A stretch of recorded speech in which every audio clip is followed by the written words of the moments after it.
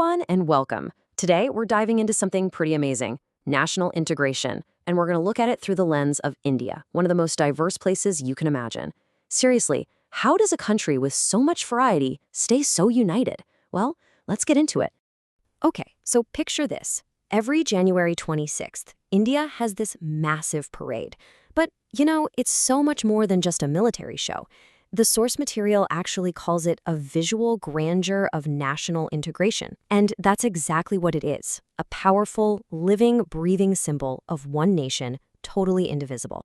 It's a really incredible sight for sure. But it makes you wonder, right?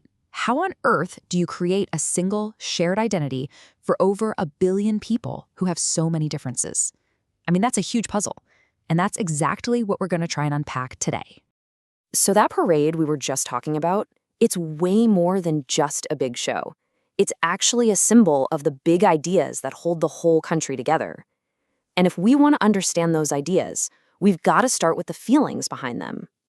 And to really get this, we need to be clear on two key terms, nationalism and national integration.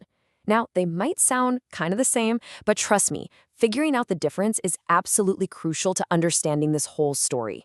All right, first up, nationalism. The best way to think about this is like the emotional core. It's that deep down feeling of brotherhood, It's this powerful idea that, hey, this land is our shared home. And whatever happens here, the good stuff, the bad stuff, we're all in it together. Okay, and that powerful feeling, that's what leads to national integration. And the key phrase to remember here is despite differences. This isn't about making everyone the same, not at all. It's about a conscious, active choice to feel like one people, to rise above all the differences in race, religion, and culture that could, pull a place apart. And speaking of differences, wow, India is just this fascinating paradox. The sheer scale of its diversity is just staggering. It's what makes its unity not just impressive, but honestly pretty remarkable. I mean, let's just start with language. The Indian Constitution officially recognizes 22 different languages. 22! But get this, that's just the tip of the iceberg. Across the country, people speak hundreds and hundreds of different languages and dialects. It's incredible. And then you've got faith. India is basically a homeland for almost every major world religion. And they're all coexisting right there, within the same borders. It's a deeply, profoundly multi-religious nation. So, what does all this add up to? Well, it all comes down to that famous phrase, unity in diversity. And you have to understand, this is not just some catchy slogan. It is the core, foundational principle of modern India. It's the art of taking all these countless different threads and weaving them together into one single, vibrant national identity. Okay, so the big question is, how do you actually maintain that extraordinary unity? How do you keep it going? Well, it's built on some really powerful pillars that reinforce this sense of being one nation day in and day out. Two of the biggest pillars are right there in the Constitution. First, you've got secularism. And this is important. It doesn't mean no religion. It means the state respects all religions, so everyone is free to practice their own faith. Then there's democracy. And this is simple but so powerful. It means that no matter who you are or where you come from, before the law, you're equal. Same rights, same protections. For everybody. But it's not just about laws. Unity is also nurtured through things we can all see and share. These powerful symbols that remind us, hey, we're all part of the same team. They belong to everyone. And these are perfect examples. It doesn't matter if you lived way up in the Himalayas or down on the coast. That majestic tiger, that vibrant peacock, those are your national symbols.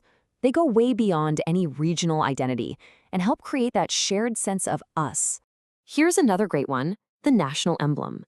In its motto, Satyameva Jayate, means truth alone triumphs. Think about that. That's not just some words on a seal. It's a shared national value. It's like a moral compass for the whole country, something everyone can look up to. Unity also comes from something really practical, something we don't always think about, economics. Our source points this out really well. No single state in India has everything it needs. The coffee that's grown down south gets brewed up north. The apples picked in the north are eaten down south. This whole system creates this vital web where everyone depends on each other. It's a daily practical reminder that, yeah, we all need each other to thrive. And finally, there's nothing like a good celebration to bring people together, right? National festivals like Independence Day and Republic Day, they cut across all the regional and religious lines. These are the moments when everyone in India is celebrating the same thing at the same time. It really reinforces that shared history and that feeling of a shared future.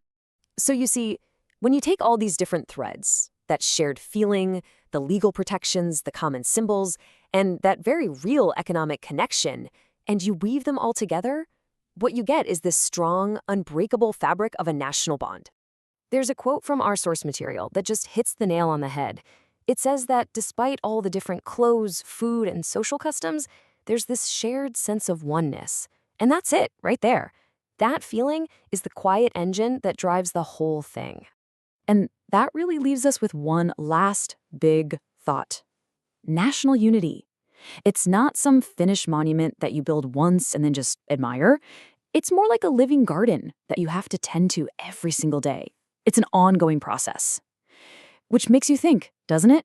What are the small, everyday things we all do that actually keep those bonds of a nation strong?